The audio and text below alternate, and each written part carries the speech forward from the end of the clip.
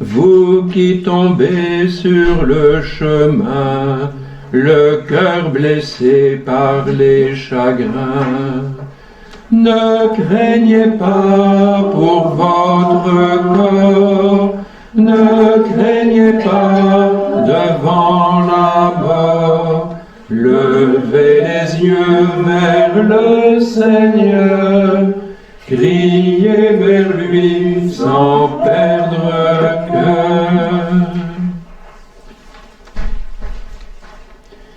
Christ, qui est le véritable médecin des hommes, par qui le Père Céleste guérit nos maux, sois favorable à la prière que ton peuple t'adresse.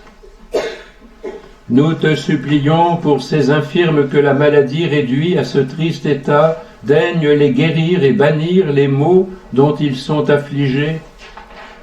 Tu as fait paraître autrefois ta puissance en délivrant de la fièvre la belle-mère de Pierre, que son mal retenait au lit, en guérissant le fils de l'officier royal et le serviteur du centurion. Rends la vigueur au peuple languissant, fais couler sur lui l'abondance du salut. Rends, comme tu sais le faire, leur force première aux malades. Guéris les maux du corps et de l'âme. Apporte aux causes des blessures le remède, pour que la douleur ne tourmente pas nos corps en vain. Que s'éloigne tout accès mortel, que toute crise aiguë se dissipe, que la force attendue de la santé rende leur vigueur aux membres qui souffrent. Christ, prends en pitié les pleurs avec lesquels nous te demandons la guérison, afin que notre malade ici couché sente l'effet de ton remède, pour qu'ainsi chargé des maux permis par toi, embelli et mis au nombre de ceux qui ont fait leur preuve, il monte enfin avec le fruit de son labeur au royaume des cieux. Gloire soit au Père et au Fils qui l'engendre, et à toi toujours, Saint Consolateur, et que les autres proclament la gloire de la simple Trinité. Amen. Voilà, c'est une hymne du XVIe siècle de l'Église catholique romaine. Eh bien, disons à notre Père aussi, pour clore ce petit temps de prière introductive. Notre Père, qui es aux cieux, que ton nom soit sanctifié, que ton règne vienne, que ta volonté soit faite sur la terre comme au ciel. Donne-nous aujourd'hui notre pain de ce jour. Pardonne-nous nos offenses, comme nous pardonnons aussi à ceux qui nous ont offensés, et ne nous laisse pas entrer en tentation, mais délivre-nous du mal. Car c'est à toi qu'appartiennent le règne, la puissance et la gloire, pour les siècles des siècles. Amen. Au nom du Père et du Fils et du Saint-Esprit. Amen. Alors vous imaginez bien que je n'ai pas choisi ce thème de réflexion par hasard, même si la demande m'a été faite, j'allais dire, à ma grande surprise presque. Non, c'est pas tout à fait vrai.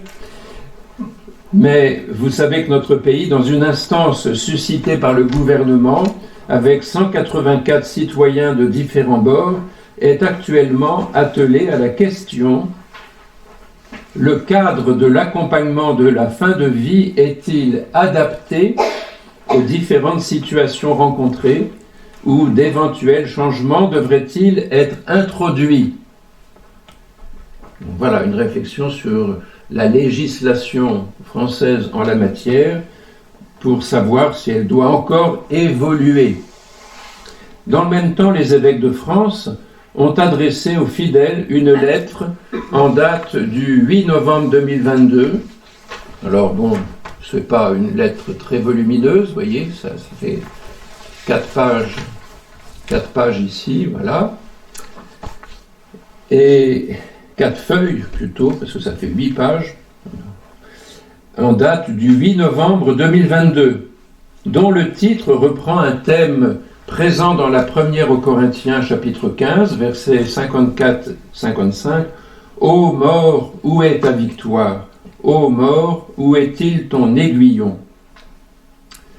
Alors je commence, bien sûr, par définition, je commence par regarder avec vous, et vous avez un petit résumé, enfin, c'est pour que vous ayez un petit guide de cette lettre, mais vous n'avez pas mon topo tel que je vais vous le dire maintenant.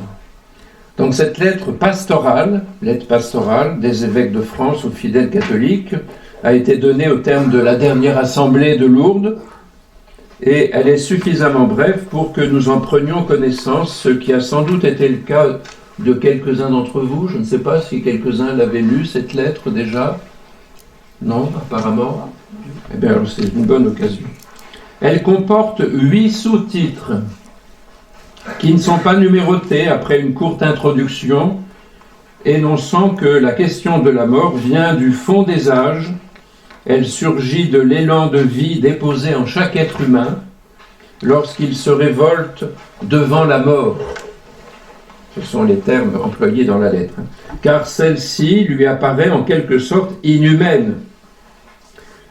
Alors, pour les croyants que nous sommes, la référence principale de la réflexion, c'est toujours la parole de Dieu. Je ne vous l'apprends pas.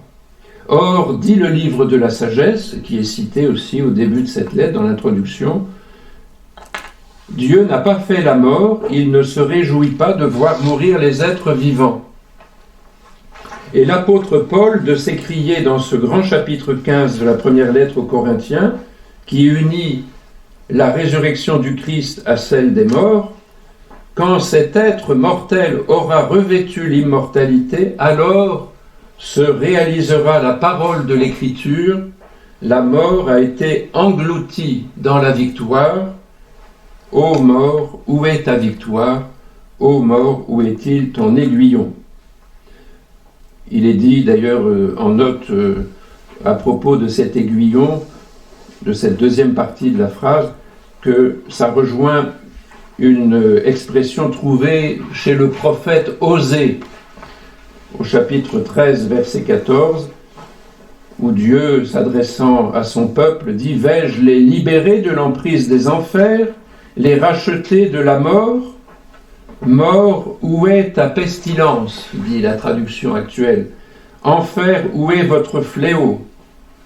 Toute consolation se dérobe à mes yeux. » Donc là, dans le contexte du prophète Osée, c'est plutôt une parole sévère envers le peuple d'Israël, pour l'appeler à la conversion. Donc voilà l'introduction très brève que nous donne la lettre pastorale, en faisant mention donc de ces références de la Bible. Le premier sous-titre, parce que comme je vous ai dit, il n'y a pas de numérotation dans la lettre, alors j'ai mis simplement pour que chacun s'y retrouve, un numéro 1.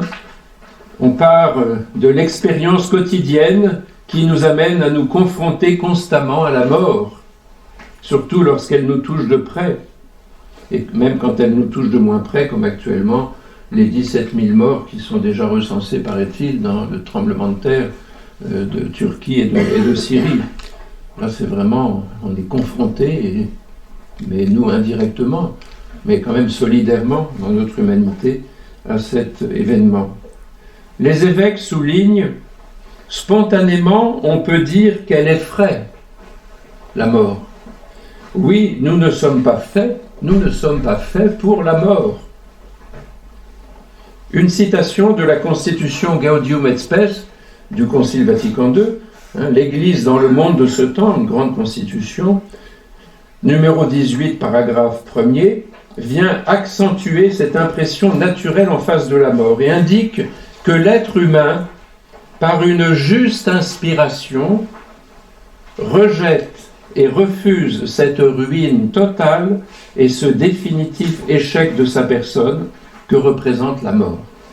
Donc il y a quelque chose en nous qui n'accepte pas, et qui peut être aussi occasion de révolte, bien sûr. On le voit très fréquemment, n'est-ce pas, à l'occasion des deuils, c'est compréhensible, c'est la réaction naturelle de l'être humain parce qu'il aspire a un sens de son existence qui est difficilement compatible avec cette mort qui interrompt l'existence. Et bien sûr, le texte conciliaire nous engage à rester lucides, c'est la citation, lucide sur notre propre peur, tout en mettant notre foi en Jésus, mort et ressuscité. Alors que de nouveau est posée à la société française la question que nous cherchons à traiter et que j'ai déjà un peu évoquée tout à l'heure, peut-on aider activement une personne à mourir ? Peut-on demander à quelqu'un d'aider activement à mourir ? Donc ça, c'est dans ce premier paragraphe intitulé « L'énigme de la mort et de la souffrance ». Nous aurons un échange après, je préfère dérouler l'ensemble de l'exposé de cette lettre. Donc deuxième partie, paragraphe, grand paragraphe, « Notre sœur la mort ».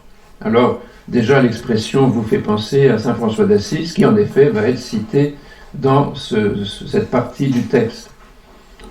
Le texte en vient au regard chrétien sur la mort, justement, exprimé notamment par les célébrations de la commémoration des fidèles défunts du 2 novembre, où est célébrée justement la mort comme passage, le passage le plus important depuis notre venue à la vie, dit le texte.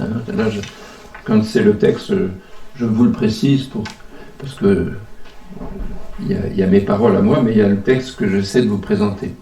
Et nous prions pour les morts en raison de notre foi en ce passage de la vie en ce monde à la vie éternelle avec Dieu. Ce passage, dit le texte, nous le regardons comme l'ultime Pâque de nos vies.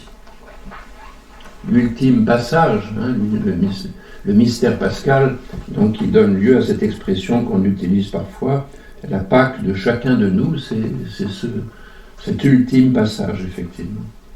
À cet endroit, la référence au cantique de Frère Soleil de saint François d'Assise trouve naturellement sa place. En effet, il ose chanter en avant-dernière louange de ce cantique « Loué sois-tu, mon Seigneur, pour notre sœur la mort corporelle, à qui nul homme vivant ne peut échapper. » Louange qui se poursuit ainsi, d'ailleurs, dans le texte du cantique de Frère Soleil, « Malheur à ceux qui meurent en péché mortel, bienheureux ceux qui se trouveront dans tes très saintes volontés, car la seconde mort ne leur fera point de mal. » Seconde mort, précision, qui vient de l'Apocalypse de Saint Jean, c'est-à-dire que c'est la privation possible, éventuelle, la privation de cette union, de cette communion à Dieu qui nous est destinée, qui nous est promise. Donc, que cela n'arrive pas, justement, que nous ne vivions pas cette seconde mort comme l'anéantissement de notre être. Et c'est pourquoi saint François s'exprime de cette façon, « La seconde mort ne leur fera point de mal ». Ce regard chrétien sur la mort est encore présent, bien sûr, dans la prière que nous adressons à Marie, lui demandant de prier pour nous maintenant et à l'heure de notre mort. Et particulièrement dans le cantique de Siméon aussi, nous trouvons ce regard chrétien sur la mort, puisque Siméon, on le dit tous les jours accompli, remet sa vie. Maintenant tu peux laisser ton serviteur s'en aller en paix selon ta parole, car mes yeux ont vu ton salut, etc. Voilà, notre sœur la mort. Donc là, on est dans un regard chrétien, dans cette partie-là. Troisième partie de cette lettre, la science et la foi contre la douleur et la souffrance. Donc là, on va entrer, j'allais dire, dans le vif du sujet. La prise en compte de la souffrance des patients. Parce que c'est bien ça le point qui est finalement à l'origine de toutes les évolutions législatives récentes. Cette souffrance des patients, en particulier lors de l'agonie ou de la phase terminale d'une maladie grave. D'abord est rappelé dans le texte que l'angoisse ou l'anxiété est inhérente à la condition humaine. Il faut en prendre acte, c'est-à-dire que nous sommes mortels et nous avons à l'identifier, cette mortalité, et j'allais dire à l'intégrer dans notre vision de l'existence. Toute philosophie, j'y reviendrai un petit peu après avoir abordé donc le contenu intégral de la lettre, toute philosophie l'évoque d'une manière ou d'une autre. Ensuite, il est noté que la science médicale a progressé, sans détailler les nombreux domaines où cela se vérifie. Ce n'était pas le lieu, bon, ils ont voulu être assez sobres dans leurs lettres, je peux le comprendre, nous pouvons le comprendre aussi, c'est plus recevable, mais il y aurait des choses à dire naturellement sur ces progrès multiples de la science médicale, et puis là, ça déborderait le cadre strict de la question de la fin de vie, puisque ça concerne tous les problèmes bioéthiques, et notamment aussi liés à la conception de la vie. Aussitôt, il est question du développement des soins palliatifs. Donc c'est dans cette troisième partie du texte qu'apparaît le mot « les soins palliatifs », qui allie compétences médicales, donc là je crois que je vous ai mis le petit extrait, qui allie compétences médicales, accompagnement humain grâce à une relation de qualité entre équipes soignantes, patients et proches, et respect de la personne dans sa globalité avec son histoire et ses désirs, y compris spirituels. L'être humain dans son intégralité, ça c'est une attitude chrétienne qui n'est pas d'aujourd'hui. Tout homme est tout l'homme, comme disait le saint pape Paul VI dans l'encyclique pour le développement des peuples, Populorum Progressio par exemple, et puis ça a été repris par bien ses successeurs. Et nous relevons un appel à tous les fidèles, vous l'avez donc sur la petite feuille, chers frères et sœurs, il est bon que chacun de vous s'informe sur les soins palliatifs pour bien accompagner l'un de vos proches qui en aurait besoin. Là aussi, nous reviendrons un petit peu sur cet aspect très important et que les lois récentes ont souhaité développer d'ailleurs depuis 2006, dans 2008 et 2016, la dernière loi, le Claes Leonetti, dont nous parlerons aussi dans quelques instants. Le texte aborde de front l'interrogation, qui est même un défi pour notre foi, comment faire quand les traitements ne permettent pas réellement de calmer l'extrême souffrance? C'est ça la question la plus difficile, la plus préoccupante pour tout un chacun, c'est sûr. Comment faire? Donc voilà. Ce qui est appelé l'aide active à mourir dans les documents de la réflexion publique, l'aide active à mourir permettrait évidemment de supprimer toute souffrance, mais elle franchirait l'interdit que l'humanité trouve au fond de son être et que confirme la révélation de Dieu sur la montagne, « Tu ne tueras pas ». Là, c'est le texte que je cite. Tu ne tueras pas, Exode 20 et Deutéronome 5. Donner la mort pour supprimer la souffrance n'est ni un soin, ni un accompagnement, dit le texte. C'est au contraire supprimer la personne souffrante et interrompre toute relation. Pratiquer l'aide active à mourir est et sera la cause d'autres souffrances, en particulier celle du remords et de la culpabilité qui rongent insidieusement le cœur de l'être humain ayant consenti à faire mourir son semblable jusqu'à ce qu'il rencontre la miséricorde du Dieu vivant. Donc là aussi, on reviendra et on pourra échanger sur ces points qui sont évidemment extrêmement délicats et sensibles. Quatrième partie, et qui fait suite à ce qui vient d'être affirmé, on le comprendra facilement, la réponse principale donnée par notre foi donc à cette question, comment faire quand les traitements ne permettent pas réellement de calmer l'extrême souffrance. La réponse principale donnée par notre foi se situe dans une autre attitude qui est l'accompagnement envers et contre tout. C'est le texte aussi qui souligne ce point. L'accompagnement envers et contre tout. À l'image du bon samaritain. Donc là, il y a une citation, bien sûr, de Luc, chapitre 10. En lien avec les équipes soignantes, nous pouvons vivre cet accompagnement avec patience, dit le texte, et n'est pas écarté, par conséquent, selon la loi Claes-Leonetti du 2 février 2016.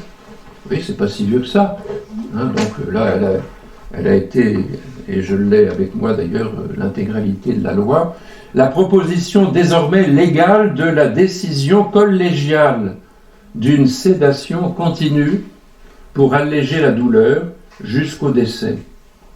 En précisant ce qui suit, le texte des évêques dit « Il ne s'agit pas alors de donner la mort, mais d'apaiser la souffrance. » En tant que chrétiens, nous devons souligner avec le texte l'importance de savoir demeurer avec la personne. Savoir demeurer, c'est ça la fraternité dont il est question, vous voyez. Il est alors beau, dit le texte, de savoir demeurer, de veiller avec ceux qui souffrent de l'angoisse de mourir, de consoler, c'est-à-dire d'être avec, dans la solitude, d'être une présence partagée qui ouvre à l'espérance. Cette préparation à voir Dieu, toujours le texte qui parle, s'exprime notamment par les sacrements de la réconciliation, de l'onction des malades et de l'Eucharistie, surtout quand cette communion est reçue en viatique, c'est-à-dire pour le voyage au moment du passage vers le Père. Donc retenons, je pense, cette partie qui est très forte et incitative pour nous tous, le choix de la fraternité. 5e partie, le baptême source de vie. Alors là, les évêques nous invitent à repenser l'engagement lié à notre baptême qui nous a plongés dans la mort et la résurrection de Jésus, afin que, disent-ils, comme lui, nous vivions une vie nouvelle. Et qu'est-ce que cette vie nouvelle? Là, c'est moi qui ajoute maintenant. Qu'est-ce que cette vie nouvelle? Sinon, l'amour. Amour pour Dieu et pour notre prochain. Donc là, je résume ce que contient le texte. Lorsqu'il s'agit de se préparer à la mort ou d'aider quelqu'un à franchir ce passage, ce double amour est donc à vivre par le patient, comme par ceux qui l'accompagnent en tant que chrétiens.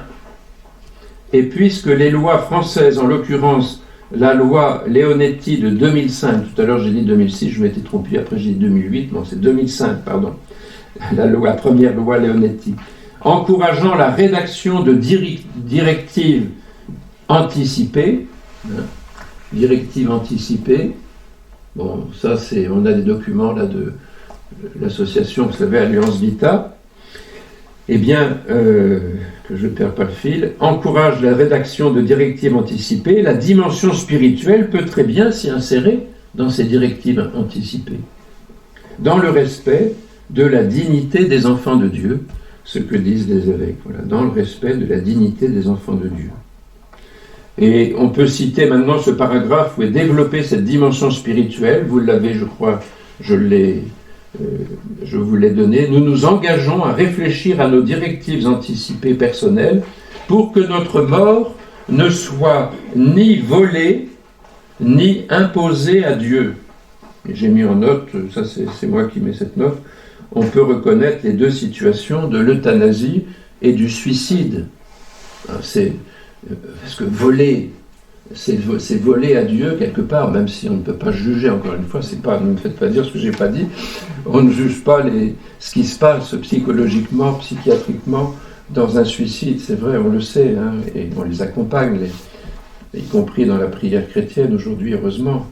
Mais il y a quelque chose, évidemment, qui va à l'encontre de ce que Dieu nous donne de notre vie. Hein, on vole, c'est ça que ne soit ni volé ni imposé à Dieu. Et nous vous invitons à en faire de même. Nous voulons que notre mort soit, grâce à l'Esprit Saint, grâce à la présence des frères et sœurs, grâce à l'accompagnement de la médecine, un passage offert librement où nous remettrons avec gratitude à notre Père des cieux tout ce qu'il nous aura donné.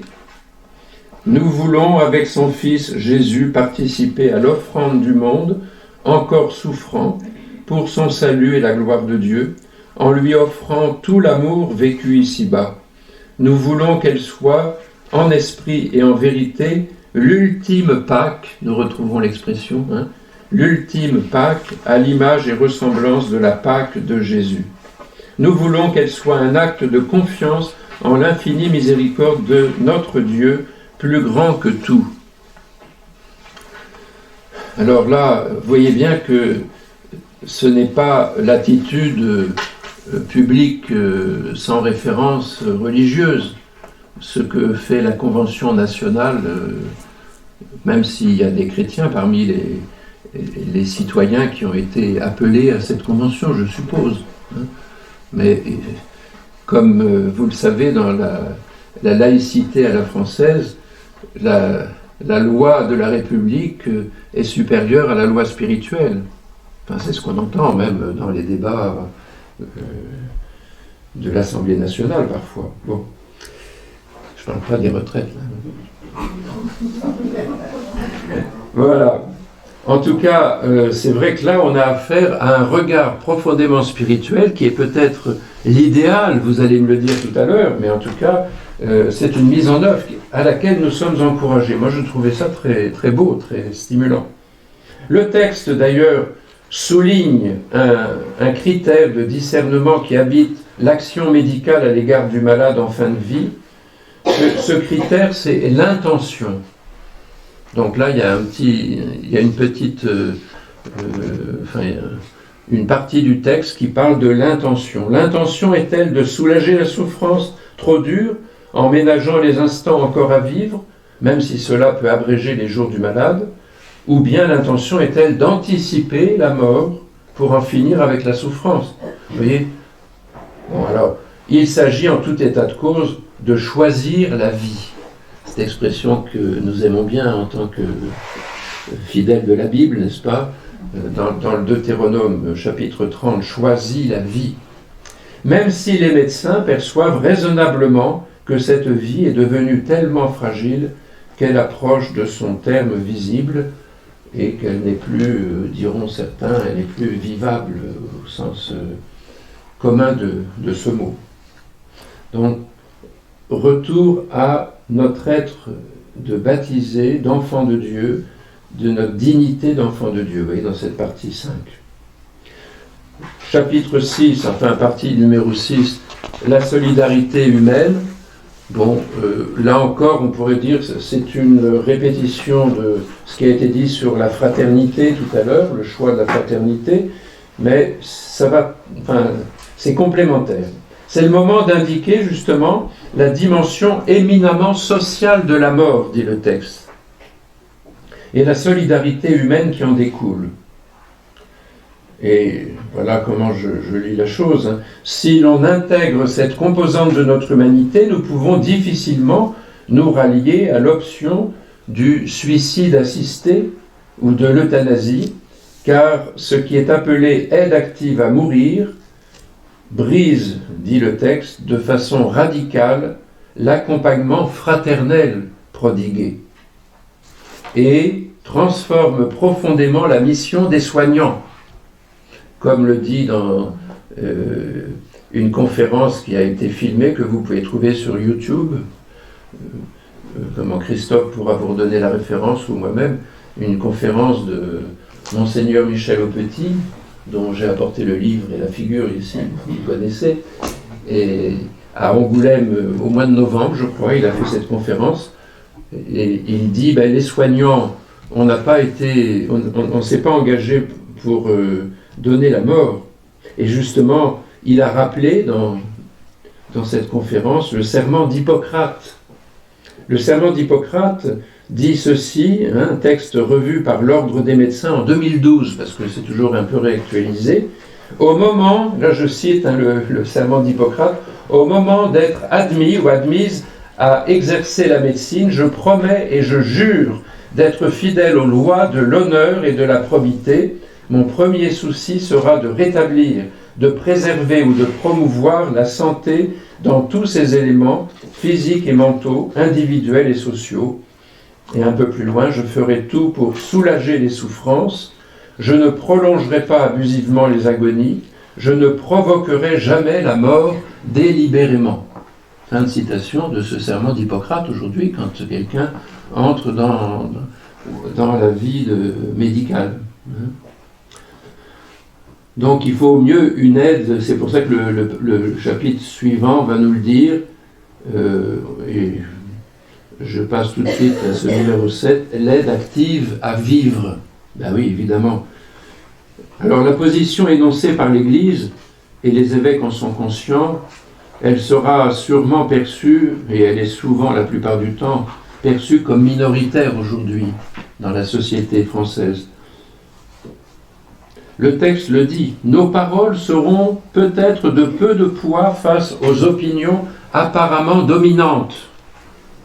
Donc les évêques sont conscients qu'ils lancent un appel, des appels dans cette lettre, mais ils ne seront pas entendus par la majorité. Pour mettre en œuvre le service de la vie dans l'esprit de la parabole du bon samaritain, il est donc important de trouver les modalités de la prise en charge personnelle et collective des personnes âgées, là c'est le texte, la prise en charge personnelle et collective des personnes âgées, afin de leur proposer les meilleures conditions d'une fin de vie digne et d'une bonne approche de la mort. Et dans cette partie numéro 7, il est adressé un appel à chacun de nous pour se préparer à la maladie et à la mort. Ça fait partie de ce que nous, chrétiens, nous pouvons concevoir, mais nous ne sommes pas les seuls. Il y en a bien d'autres qui pensent à cela, mais à nous de le faire. Et en développant, bien sûr, une prière filiale confiante et un amour fidèle des autres. Voici ce que dit le texte encore. Demandons la grâce de comprendre qu'être dépendant, je l'ai cité là sur la petite feuille, demandons la grâce de comprendre qu'être dépendant n'est pas une déchéance.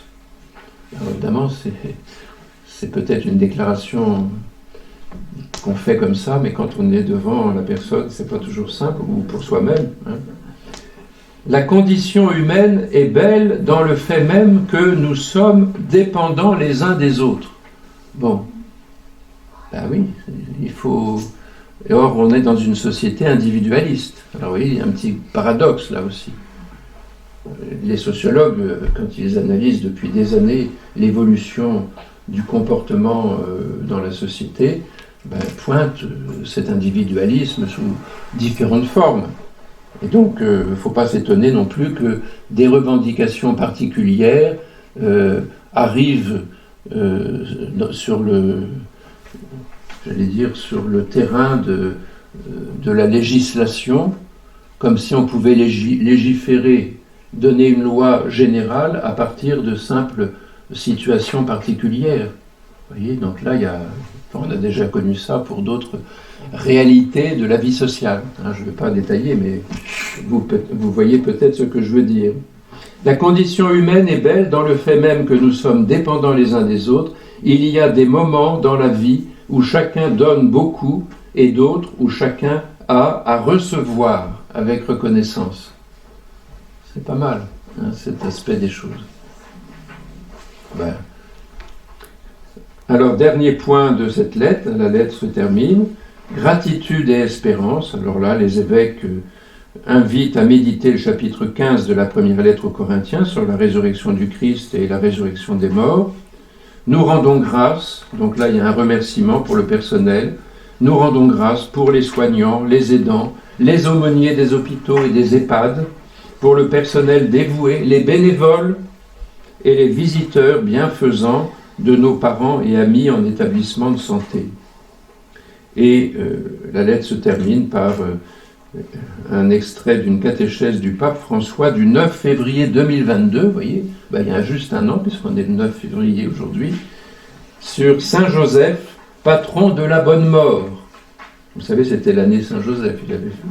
Pour un chrétien, la bonne mort est une expérience de la miséricorde de Dieu qui est proche de nous aussi dans ce dernier moment de notre vie.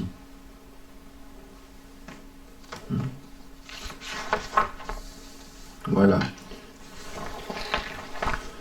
Et l'ultime mot du message des évêques, c'est la fraternité, ce qui en dit long sur ce qu'on appelle parfois l'humanisme chrétien, et que l'Église nomme aussi développement humain intégral. Et ça, cette expression développement humain intégral, le pape François l'a utilisée notamment dans Fratelli Tutti, son encyclique de 2020, du 3 octobre 2020. Et le pape qui cite Galates 5, 22, le fruit de l'Esprit Saint, et avec un mot grec, Agathosune, attachement au bien, recherche du bien, agathosune, papa agato, agato. Et mieux encore, c'est la quête de ce qui est excellent, du meilleur pour les autres. Voilà. Et puis aussi sur la solidarité. Alors peut-être qu'on peut faire une première pause d'intervention, parce que voilà, c'est bien, je parlais plus d'une demi-heure. Je vous ai présenté la lettre. Alors, dans la suite, j'ai prévu préparer des choses, mais je ne vais pas vous asséner les choses. Je crois que ce qui est important, c'est que vous puissiez aussi prendre la parole sur ce sujet, parce que c'est pour ça que vous êtes venus aussi, j'imagine, un petit peu. Quels sont les... est-ce qu'il y a des points de cette lettre qui vous surprennent, qui vous interrogent particulièrement, que vous avez eu du mal à comprendre? Est-ce qu'on peut mettre en commun quelque chose? Moi, ce que je trouve intéressant, c'est que justement l'Église se positionne par rapport au questionnement des politiques sur la façon de répondre à certaines demandes, sauf que la réflexion de ces politiques ne s'adresse pas spécialement aux principaux intéressés, c'est-à-dire au monde médical. C'est qu'aujourd'hui, on va intégrer... Alors je ne sais pas qui sont ces personnes qui réfléchissent aujourd'hui à cette problématique, mais est-ce qu'il y a des personnes du monde médical dans ce panel qui est amené à réfléchir justement sur ces actions et surtout sur le fait de cette aide active à mourir. Alors si je regarde un article de la Croix du 23 janvier, la Convention citoyenne sur la fin de vie multiplie les propositions. Est-ce qu'on parle de la composition détaillée de ces personnes? Ça, non, je ne crois pas. Mais... Enfin, je pense qu'ils vont s'adresser quand même aussi au monde médical. Ils ne peuvent pas faire sans.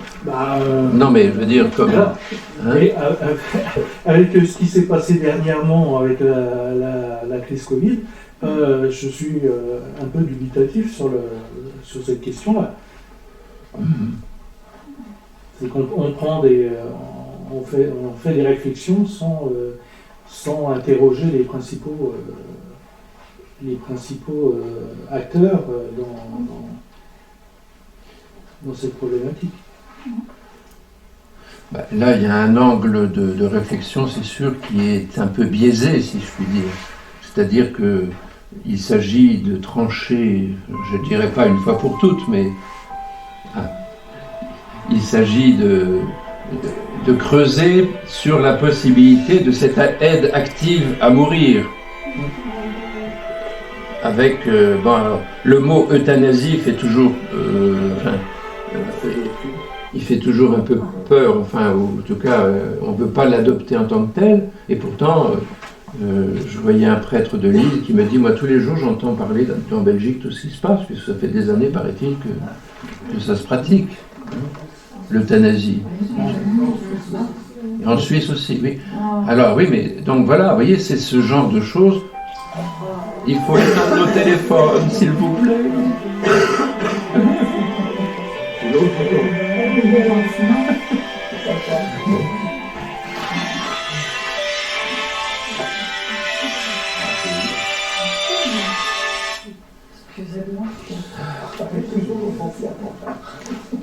En tout cas, bon, la question, tu as posé la question, oui, ça, je n'ai pas la réponse personnellement. Hein. D'autres réactions, si vous voulez bien?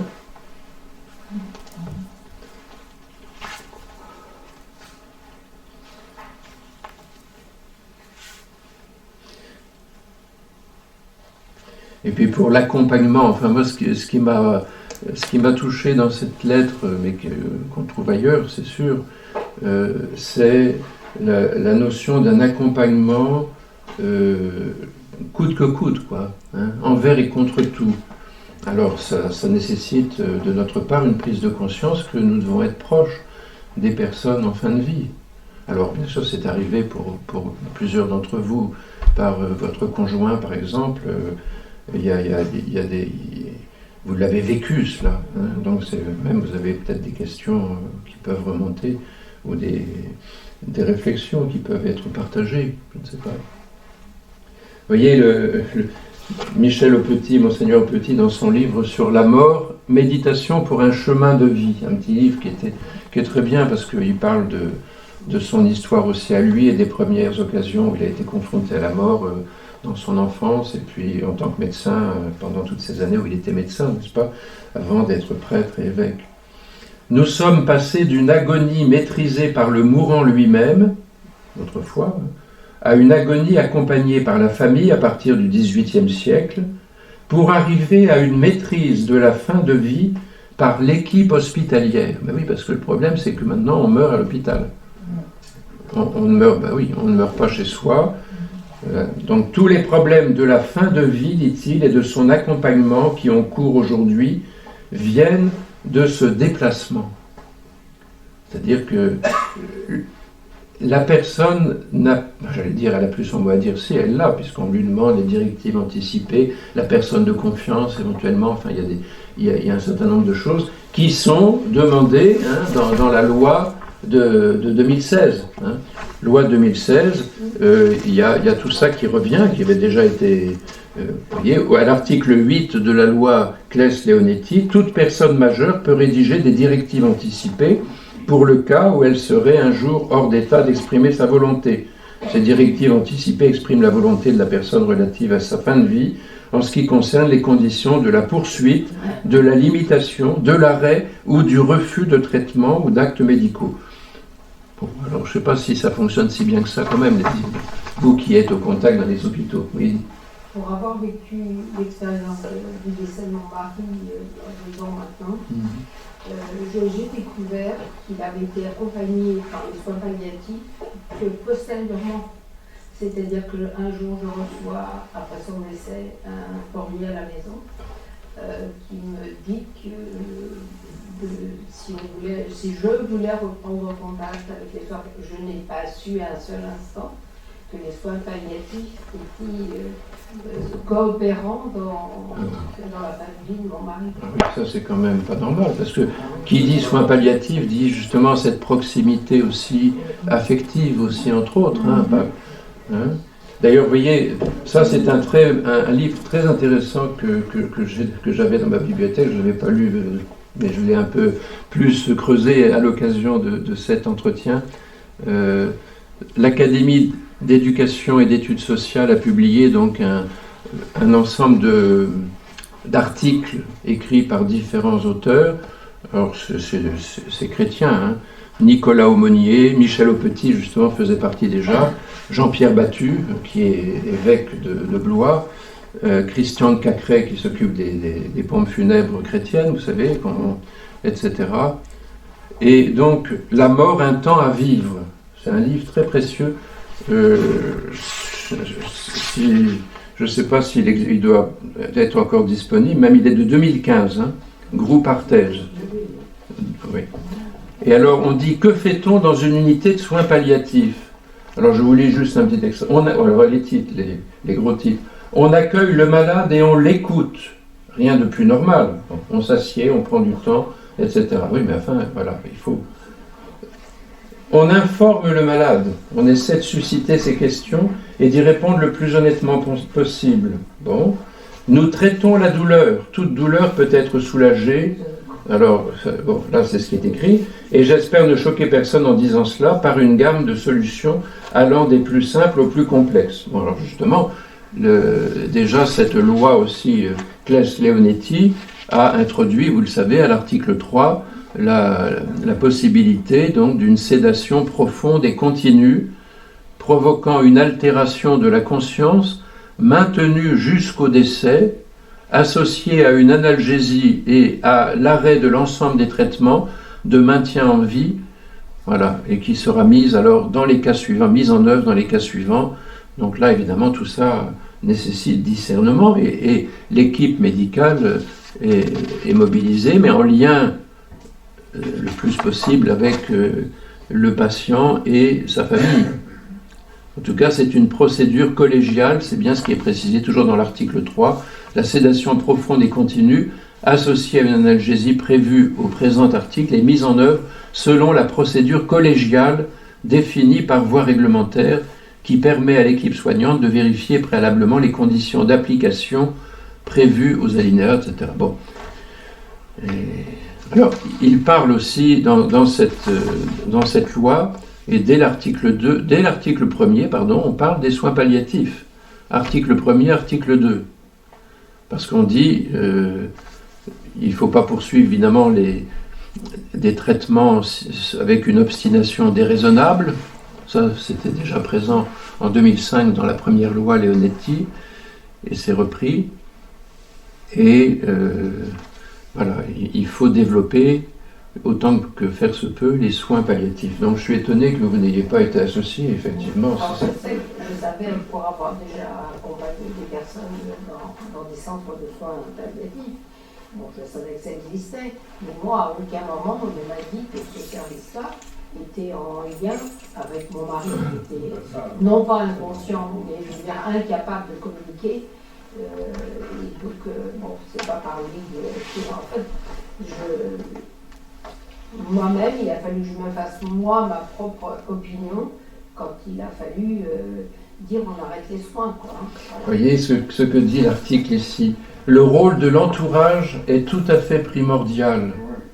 Il est important de considérer son proche davantage comme un vivant que comme un mourant. Ben oui, quand même, c'est le b.a.-ba peut-être, mais enfin, je dis ça, j'ai aucun mérite de le dire, hein, pardonnez-moi, c'est des sujets, on ne veut pas non plus de faire la leçon à quiconque. J'ai été très frappé, dit toujours cette personne dans cet article, il s'agit de Bénédicte de Noyelles, médecin à la maison médicale Jeanne Garnier, hein, donc c'est pas n'importe qui parle, c'est la maison médicale Jeanne Garnier. J'ai été très frappé au cours d'une garde par ce fils qui lisait au milieu de la nuit, à haute voix et de façon très naturelle et sereine, un livre à son père agonisant. Plutôt que de se transformer en pleureuse grecque, il faut essayer d'apporter une certaine force de vie, témoigner à son proche qu'il est toujours utile, ne serait-ce qu'en rassemblant la famille à son chevet, en retissant ainsi des liens parfois un peu distendus ou malmenés par l'existence. Ne pas oublier, alors après il y a la dimension chrétienne proprement dite qui va apparaître, ne pas oublier que notre proche se voit dans notre regard. Quelle image lui renvoyons-nous de lui-même ? Sommes-nous un miroir qui lui renvoie une image positive ? Il faut aussi accepter que certaines questions n'aient pas de réponse, elles font partie du mystère de la croix. Et il est ajouté, on ne demande pas pourquoi au Seigneur, disait un vieil ami prêtre. C'est ce que dit l'article là. Bon. On ne demande pas au Seigneur pourquoi. On peut lui demander quand même, hein, dans la prière. Et dans les psaumes, c'est bien souvent. Jusque à quand, Seigneur ? Et puis le cri du Christ avec le psaume. Mon Dieu, pourquoi m'as-tu abandonné ? Donc là aussi, justement, quand on veut se positionner en tant que chrétien, eh bien évidemment, il faut se référer à Jésus lui-même dans la préparation à la mort. C'est un peu des choses que j'avais glanées et que je voulais vous partager, mais dans le peu de temps qui nous est imparti, je ne veux pas abuser. Et eux Oui. Demander quelque chose. Oui, René. Par exemple, mon mari devait être opéré, bon, ce qu'il a fait, et il a eu un sacrement avant. La semaine avant, on est allé à la messe à Crécy, et je ne me rappelle pas ce qui a été fait. Lui, il est mort 3 jours après, donc il n'a pas eu le temps. Donc il a eu un sacrement avant. Oui. Ah ben, heureusement que c'était avant. C'est ce qu'on avait prévu. Oui. C'est ce qu'il avait prévu aussi. Alors, le mieux, enfin là c'est sur le sacrement des malades, vous en avez réfléchi, puis vous allez le célébrer aussi, je crois, pour quelques-uns dimanche prochain, ou samedi plutôt. Samedi, oui. Eh bien, évidemment, le mieux, c'est pas d'attendre l'extrémité. On n'est plus... Mais on ne savait pas. Là, il est rentré à l'hôpital le lendemain. Oui. Non, d'accord. Oui. Donc c'est toujours en amont qu'il faut voir ça, effectivement, comme un signe de réconfort. Et ce qui est, je voulais ajouter, moi, c'est que quand on va dans l'accompagnement justement des personnes malades, on ne dit jamais que l'on va visiter un mourant. Parce que jusqu'au dernier moment, la personne est vivante. Voilà. Et comment C'est vrai que bien des fois, on entend, bah oui, mais cette personne est mourante. Bah non, elle n'est pas mourante, elle est encore vivante.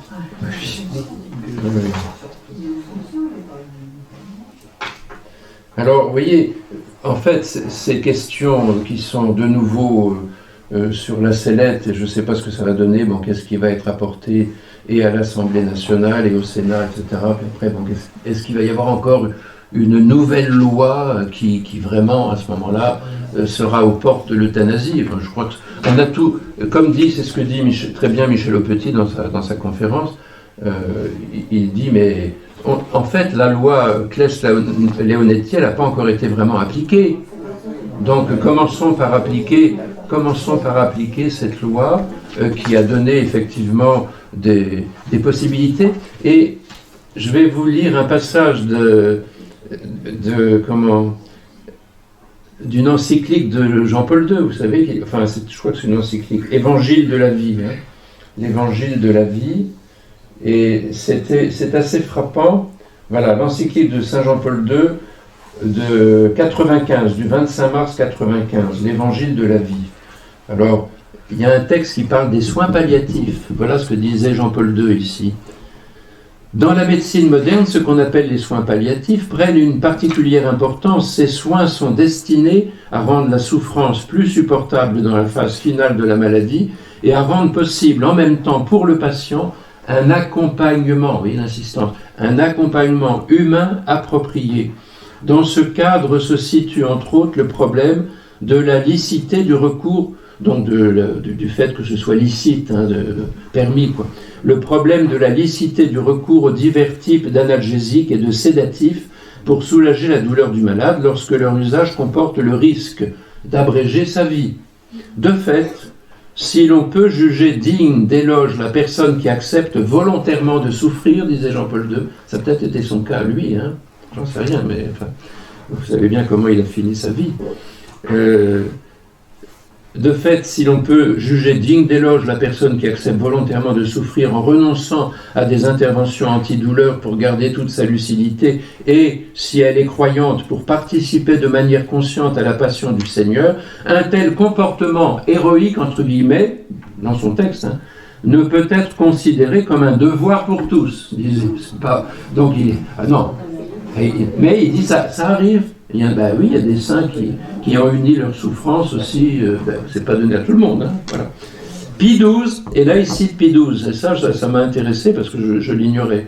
Pie XII avait déjà déclaré qu'il est licite de supprimer la douleur au moyen de narcotiques, même avec pour effet d'amoindrir la conscience et d'abréger la vie.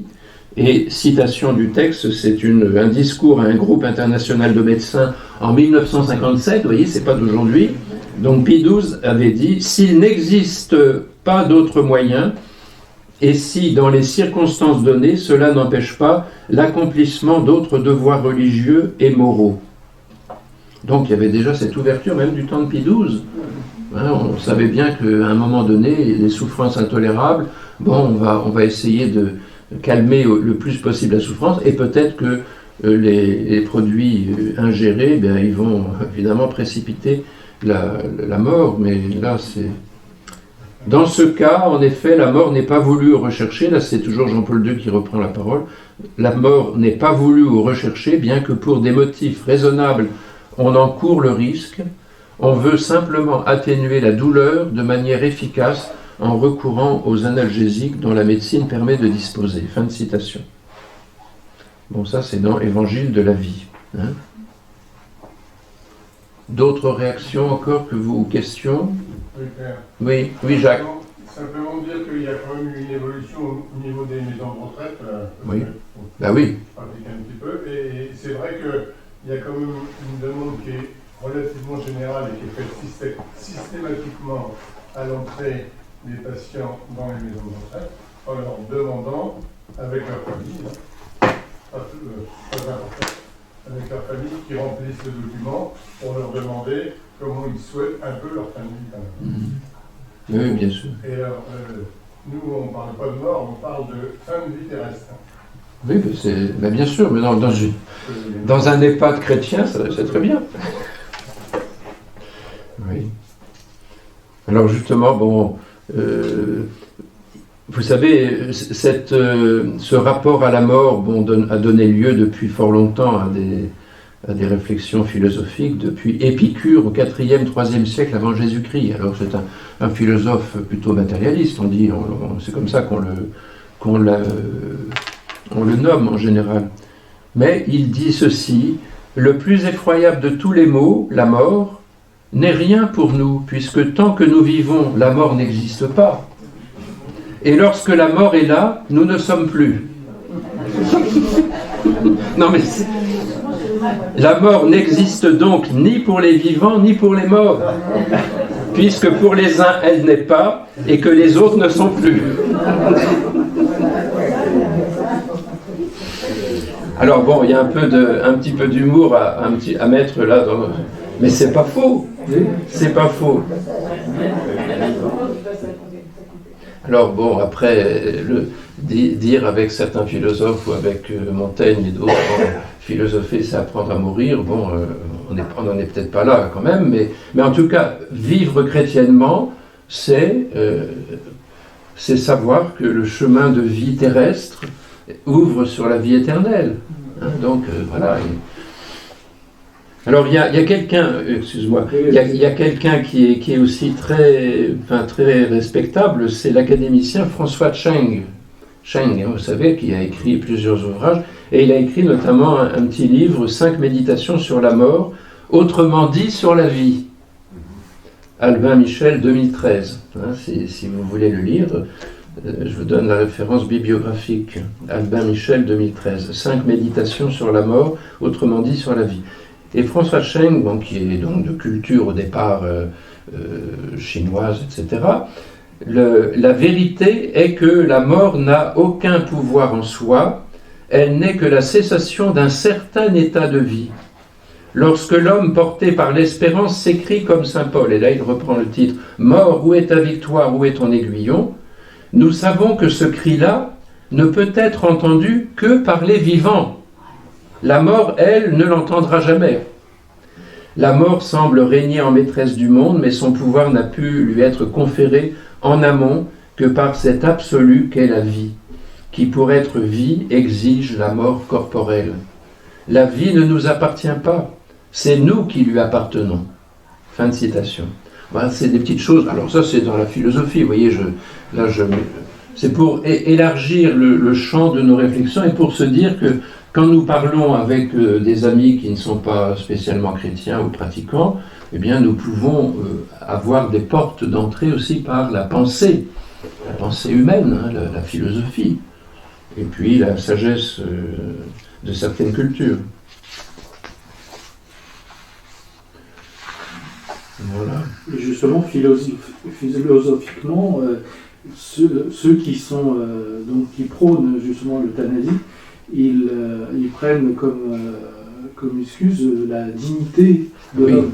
Mais la dignité de l'homme, elle existe pour tout le monde. Et seule la personne en elle-même peut s'ôter sa propre dignité. Personne ne peut enlever la dignité d'une personne. Et encore, quand on en arrive à cette décision grave, que l'on croit libre, on n'est pas libre puisqu'on est conditionné par d'autres choses et que fonctionnement psychique, peut-être là on est devant un mystère. Hein. C'est vrai, c'est pour ça qu'aujourd'hui on ne fait plus difficulté pour accueillir à l'église une personne qui a mis fin à ses jours, mais c'est quand même très douloureux. Hein. Oui, Nathalie. Oui, mais quand on parle de dignité, mais c'est vrai que quand on est malade, la dignité, on peut très vite la perdre. Parce qu'on peut voir aujourd'hui, moi j'ai expérimenté les urgences cet hiver. Il faut savoir que cet hiver, parce que là on parle de la loi, mais quelque part, quand on va aux urgences, il y a des euthanasies qui se font. Cet hiver, il y a eu 35 morts aux urgences, parce qu'ils sont en sous-effectif et c'est des gens qui n'ont pas été pris à temps. Et moi je sais que j'étais aux urgences avec un poumon décollé. Il a fallu que j'alpague 4 heures après un médecin pour lui demander s'il était médecin. Et alors je ne sais pas si c'est parce qu'ils étaient débordés ou quoi. Ils ont enregistré que je suis rentrée avec une douleur abdominale alors que je me plaignais de la poitrine. Oui, en effet. Donc ils m'ont donné des calmants parce qu'ils m'ont trouvé excitée, des Antarax pour me calmer et puis de la morphine. Et ils m'ont laissé sur le côté pendant 4 heures. Et quand les effets de ce qu'ils m'ont donné ont disparu, la douleur est revenue, j'ai ouvert les yeux, il y avait quelqu'un qui passait, une bouge, je l'ai approché, je lui ai médecin. Il me dit oui, pourquoi? Parce que je dis j'ai mal à la poitrine, je suis arrivé aux urgences, apparemment, j'ai plus à la poitrine. Et je reçois des coups, comme des coups de couteau dans la poitrine. Et qui est parti voir, et sur mon dossier, c'était écrit douleur à la abdominale. Et ils m'ont fait des radios, effectivement les radios n'étaient pas bonnes, donc ils ont été hospitalisés. Mais ce que je veux dire, c'est que, et il n'y a pas si longtemps, hier j'ai regardé un reportage, une dame qui portait plainte, parce qu'on parle de dignité, c'est vrai la dignité, sa mère qui est arrivée aux urgences, parce qu'on travaille tous, là on parle de la loi, il faut travailler jusqu'à 65 ans avec des conditions, des fois pour des gens qui ont des problèmes de santé pénibles. Sa mère qu'elle dépose aux urgences, qui fait au bout de 40 qu'elle dépose aux urgences, elle reste avec sa mère, sans couverture, sans chaussettes, qui était presque nue. Elle revient 24 heures après, sa mère était toujours dans le couloir, nue. Elle s'est plainte pour avoir quelque chose pour sa mère. Sa nièce qui reprend la relève, mais sa nièce devait aller travailler, tout le monde devait aller travailler. 44 heures après, la mère n'était pas nourrie. C'était une dame qui était en maison de retraite que le médecin de la maison de retraite a emmené aux urgences, a fait emmener aux urgences parce que ça n'allait pas pour cette femme-là. Et quand toute la famille arrivée a fait un scandale, elle a été prise en charge, mais cette dame ne voulait plus manger, tellement elle s'est sentie humiliée ou elle porte plainte contre l'hôpital. Et elle est partie en maison en soins palliatifs parce qu'ils n'ont pas trouvé de place en plus pour l'hospital. Alors 48 heures dans les couloirs, on n'a plus de dignité, je veux dire, Là, vous soulignez un point qui est lié aux défaillances de l'institution. Même si la loi elle passe, on ne dit pas d'euthanasie, mais les gens ils sont traités dans des conditions tellement difficiles que la dignité, elle n'y est plus. Elle n'y est plus, des fois il faut une goutte d'eau qui fait déborder le vase. Oui. Je vous remercie. Alors, ma question est de savoir comment est-ce qu'on peut accompagner quelqu'un lorsqu'on ne sait pas qu'elle est en fin de vie. Oui, ça... Et de plus, comment est-ce qu'on peut l'accompagner lorsqu'on est pris par des activités professionnelles, familiales, ou qu'éventuellement on ne se sent pas prêt à affronter, on va dire... Alors là, moi, j'ai pas la réponse parce que je suis pas assez compétent pour vous répondre. Mais vous savez, alors peut-être que par une association ça m'avait été passé l'autre jour par Martin Schmitt sur l'Alliance Vita. Bon, il me semble qu'il y a des choses très intéressantes. Apprendre à vivre en mortel. Bon, alors après, il faut qu'il y ait déjà un lien peut-être de visite. Je pense que là, c'est en visitant une personne malade que petit à petit on voit l'évolution peut-être de sa santé et de sa maladie par conséquent quelquefois.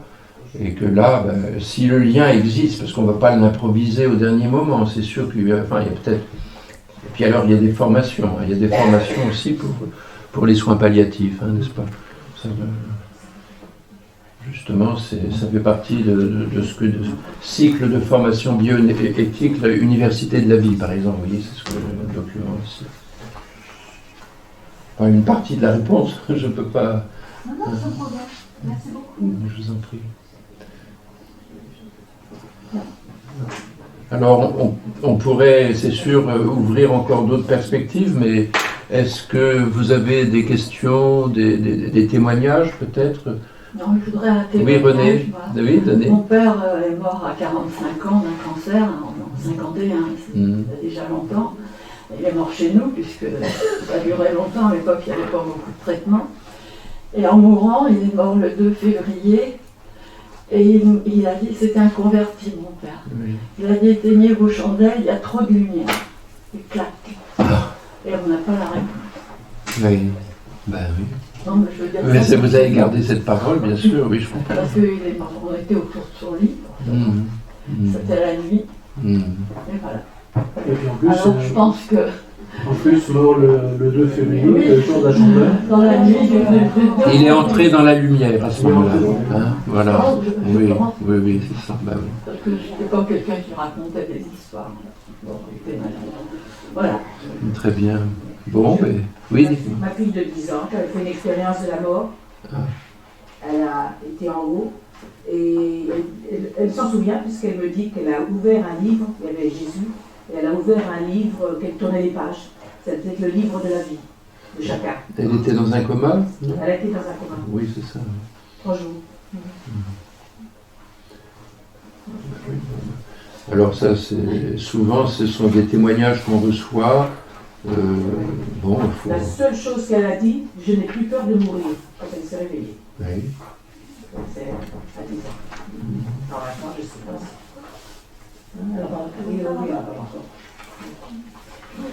Dans les différentes cultures. Parce qu'il y a des choses qu'elle ne m'avait pas dit et qui reviennent. Père Charles, puisqu'il est avec nous, à Madagascar, comment est-ce qu'on a... Cette question est posée aussi? Oui, c'est la question. Oui. Vu la précarité du système médical et tout, la question de soins palliatifs et tout ça, ça se pose pas encore. Oui. Le problème là-bas, c'est qu'il y a moins de soins. Donc, tout à fait, oui. Oh ben. Et par contre, le malade est bien accompagné comme c'est une culture très familiale, très solidaire, la famille et tout. Donc, on ne cherche pas l'aide active à mourir. Non, c'est ça.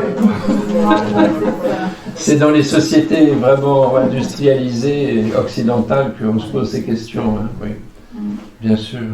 Oui, mais peut-être parce que les gens se retrouvent de plus en plus isolés et seuls. Oui, c'est possible. Oui, c'est on vrai. n'a plus de temps à perdre. Ah. Toujours à vivre, c'est ça. Maintenant, on va perdre du temps. Voilà, bah écoutez, merci de votre attention et de votre partage. Hein, et puis, ben, oui, si vous avez l'occasion de lire ce petit livre de Michel Aupetit, hein, La mort, méditation pour un chemin de vie, c'est Artege aussi. Artege 2020. 2020.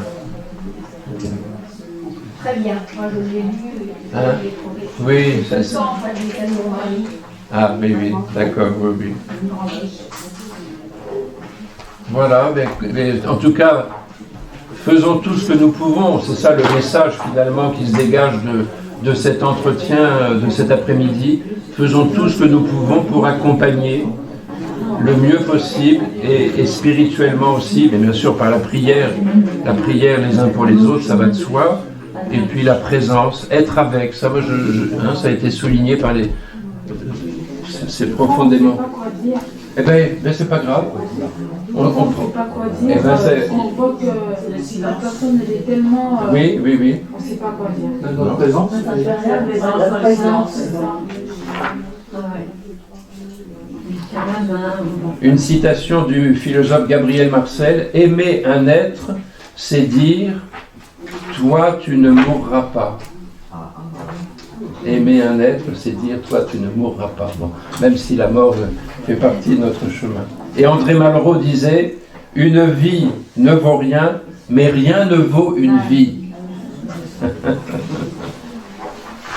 Voilà. Merci de Allez, de rien.